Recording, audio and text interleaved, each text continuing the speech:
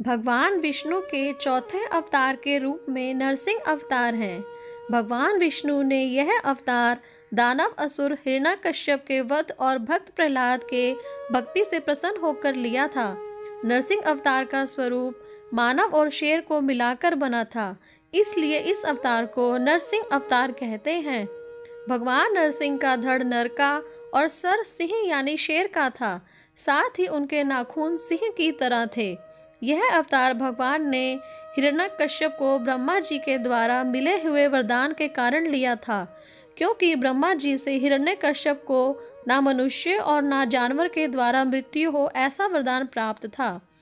हिरण्यकश्यप और हिरण्याक्ष दोनों कश्यप ऋषि के पुत्र थे, जो महान वीर परंतु असुरी प्रवृत्ति के थे। हिरण्यकश्यप ने भगवान ब्रह्मा की तपस्या करके उनसे वरदान प्राप्त किया था कि उसका वध ना मनुष्य से हो, ना जानवर से, ना देवता से, ना दिन में और ना रात में, ना घर के भीतर ना घर के बाहर, ना अस्त्र से हो ना शस्त्र से हो, ना जमीन में हो और ना ही आकाश में हो। जब उसने भगवान ब्रह्मा से अमृत का वरदान मांगा तो उन्होंने नहीं दिया, क्योंकि जिसका जन्म हुआ है उसकी मृत्यु निश्चित है। तब उसने यह विचित्र वरदान मांगा था।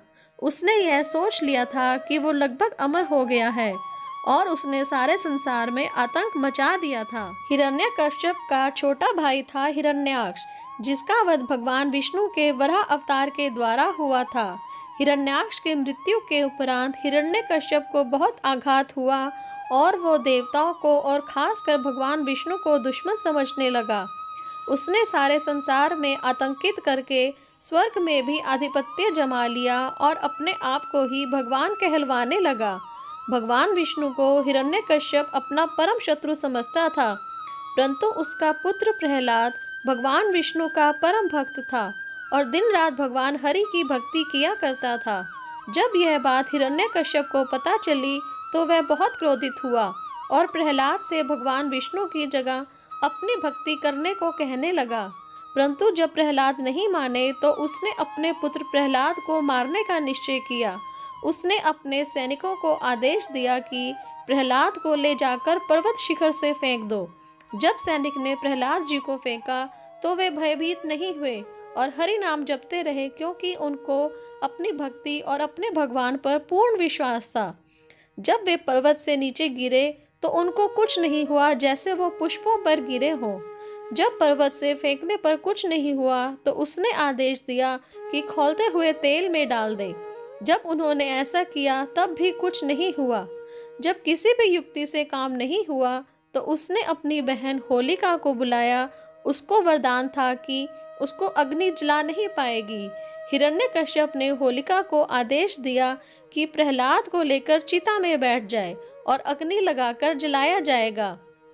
हिरण्यकश्यप को लगता था कि होलिका वरदान की वजह से जलेगी नहीं, परंतु जब होलिका प्रहलाद को गोद में लेकर बैठी और आग लगाई गई तो होलिका जल गई, परंतु प्रहलाद को कुछ नहीं हुआ।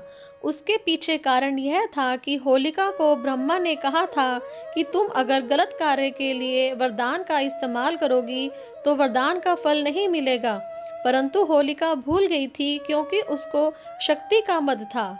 होलिका के जल जाने के बाद हिरण्यकश्यप ने अपना आपा खो दिया और भगवान को शत्रु मानकर प्रहलाद को धमकाते हुए बोलने लगा कि अपने भगवान को बुला। तब प्रहलाद जी ने कहा कि भगवान तो कण कण में है। हिरण्यकश्यप एक स्तंभ की तरफ इशारा करके बोला, क्या इसमें भी तेरा भगवान है? जब प्रहलाद ने हाँ कहा तो हिरण्यकश्यप उस स्तंभ को तोड़ने लगा। तो भगवान विष्णु उस स्तंभ में से नरसिंह के रूप में प्रकट हुए, जो अत्यंत क्रोध में थे। वो सिंह की तरह हुंकार करते हुए हिरण्यकश्यप पर वार करने लगे। भगवान नरसिंह, जो ना नर थे ना जानवर, हिरण्यकश्यप को उठाकर घर के दरवाजे पर ले गए, जो ना घर के अंदर था ना बाहर था। उस समय शाम थी, अर्थात ना दिन थी ना रात थी।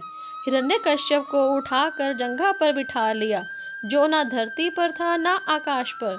फिर उन्होंने अपने नाखूनों से, जो ना अस्त्र थे ना शस्त्र थे, हिरण्यकश्यप का पेट फाड़कर वध कर दिया।